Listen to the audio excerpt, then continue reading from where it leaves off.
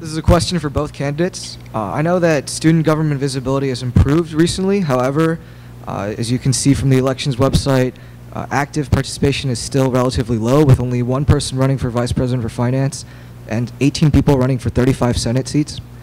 Do you see this as a problem, and how do you think we can improve on this, if you do? Can I ask if you could clarify how it has improved in the past few weeks?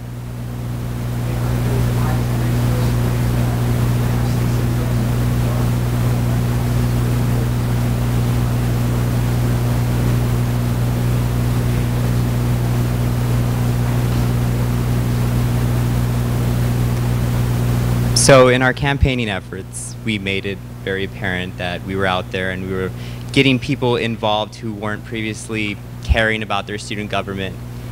And if you think about the people that we've met, the people that have shown up on our Facebook and have liked our Facebook, I would say maybe half of them hadn't voted or didn't vote every year that they were here at Carnegie Mellon. And so as student body president and vice president, we wanted to incite inspiration in these people to get involved. And they say, maybe they say, you know, we know you, so we care, but that's what we're running off of here. You know, they know us because we've gone out, we've met people, not necessarily with a title, but individuals that aren't involved, not voting. And so I think Kelsey and I really want to push forward with increasing student interest in the president, because the president is one of theirs. It's not just a title. And I think that's what people are really receiving this, you know, this campaign period. You know, it's not just a title. We're gonna go forth and we're gonna talk to you and we're gonna talk about the real issues. And I think we've identified them pretty well.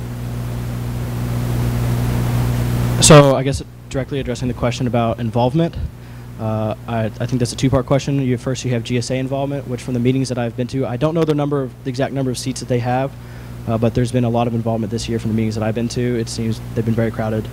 I think the bigger issue is moving forward with Senate next year, and this is actually a problem that happens a lot. What we see this year, which is actually unique, is a lot of the senators that are on the ballot are very active in Senate, and I don't see a reason why they will not be actually active next year. What happens traditionally is we have a large group of people say they're going to run. Now for the first month they drop out, and then you have to go through recruiting. We did that heavily last year, or this year we had a pretty full Senate all year with only about 3 vacancies. I would say our average was until the very end of the semester, which again is very typical for students to get overloaded and start dropping out. I would say the biggest thing is to make sure to be recruiting at the beginning of the year and bringing in people on our initiatives that are already passionate about those initiatives, about actively, you know, targeting individuals and targeting certain areas on campus to bring in people into student government that are already passionate. And I would just like to say, as someone who comes across a lot of people who aren't involved, a lot of times it's about how is it going to benefit them. So the reason why a lot of our initiatives are very catered to what students have asked for is because we know we can get participation from students who actually care about whatever we're trying to do. A simple thing that we know when we started telling people that we were going to try to bring back the loop bus is just something that we're trying to do. We got a lot of excitement. We got a lot of reaction to that, and it just immediately people were like, tell us what we can do. And so not saying that, you know, we obviously say we can't promise anything, but when we make a statement and we get that kind of response, we know that it's something that can definitely be successful with that kind of passion and motivation.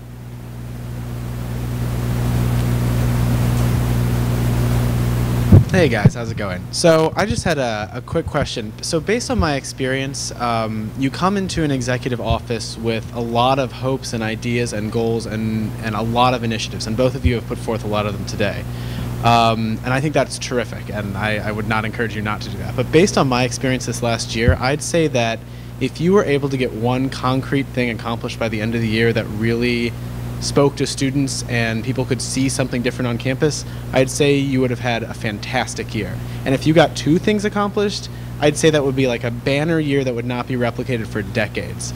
So, and it's sad, but it's a little bit true. So my question is really, of all the things that you want to do, what is the one thing, one concrete, real thing that would change people's experience on campus that you would want to accomplish next year? And it can't be something like communication or transparency, because while those things are important, something that people would walk up to and say, that is something that the student body president did, and even if it's the only thing you did the whole year, what would it be? All right, that's something that Sangeeta and I have actually talked about and thought about. We each have like the one thing that we know that we're going to be really passionate about and are going to be able to make concrete changes. Mine is transportation. I've had experience with it.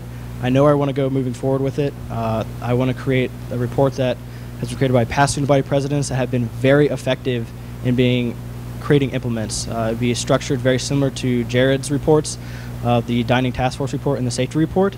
A prioritized list of here's our long-term goals, here's our short-term goals. This is how we can go about initiating these changes. And our short-term goals, work on actually making those changes that year. That would be something that would be done second semester, report first semester, try to start implementing second semester, and work with being able to transition that into future years, because transportation isn't like a one-shot deal. I would say that would be one of my big concrete ones that needs my personal attention, because a lot of our initiatives are like working with other groups that are already in existence, but I think that's where I can really step in.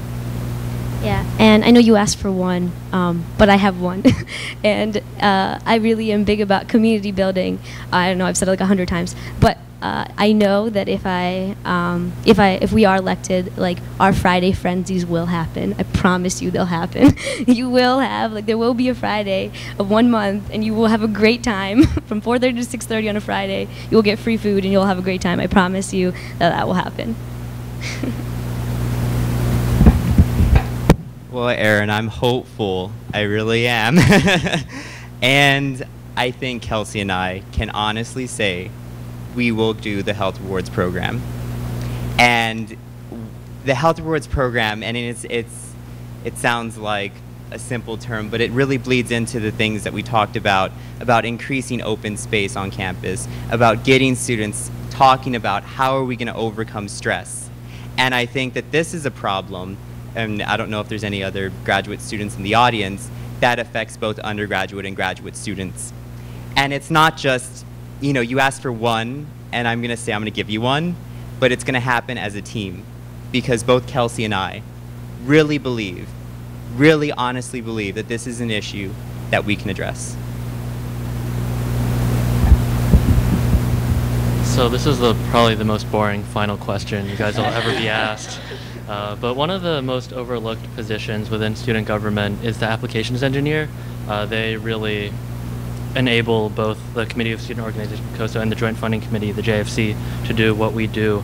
And we've seen in the last few years that this position doesn't really fall very nicely in the cabinet.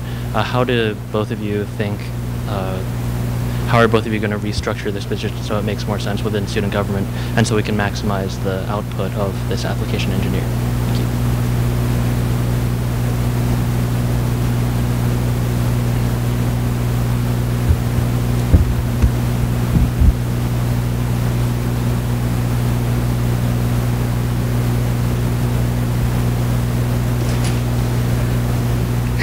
Big question. You better define the role. You make sure you hold them accountable. And as student body president, you can hold them accountable. And I think also catering to the fact that we have, not only the innovation chair that we want to create, but also that Kelsey and I are willing to meet and make sure that these people who are put in a position of power, that they are accountable. And I want to know what they're doing. I do, and that goes along with any other position, but specifically application engineer, what does that mean, really? So we really want to we'll make sure that people know what that means. All right, so there's a couple different ways of looking to restructuring the role of application engineer, and it's going to take, I say, a little bit more research on our part to figure out which one is going to be the best solution. I think part of the problem right now is there's too much joint ownership of, like, who do they respond to, and, like, building like websites and things like that, like who's they responsible to? I mean, they're getting paid from multiple branches, and it's just kind of confusing with the organization.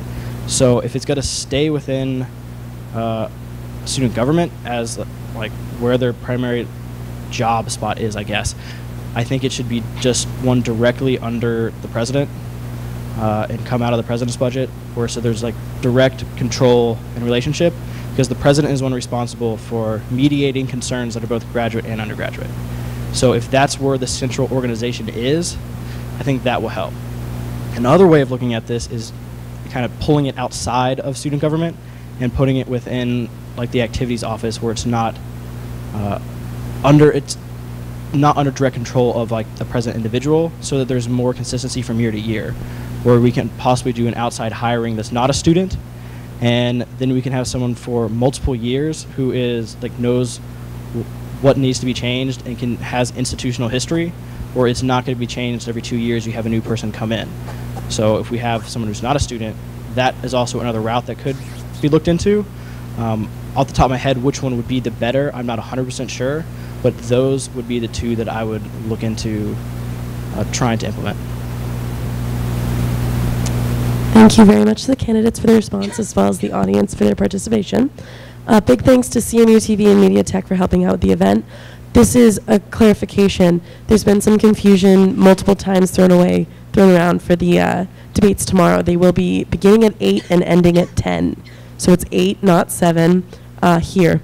If you have any general questions or more questions to ask candidates, feel free to find them on campus, talk to them afterwards. I'm sure they can help you out. And a reminder that voting begins April 2nd and ends on the 5th. And it can be done online as well as on campus on the 4th and the 5th, I believe. Yeah, so thank you very much.